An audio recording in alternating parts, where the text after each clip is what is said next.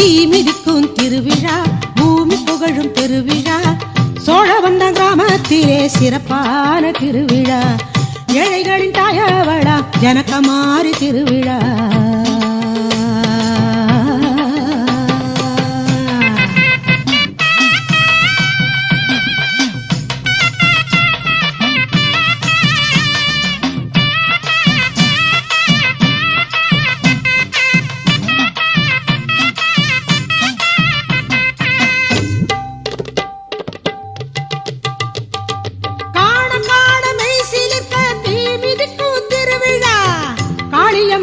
நம்பி மக்கள் தீயில் குதிக்கும் விழா,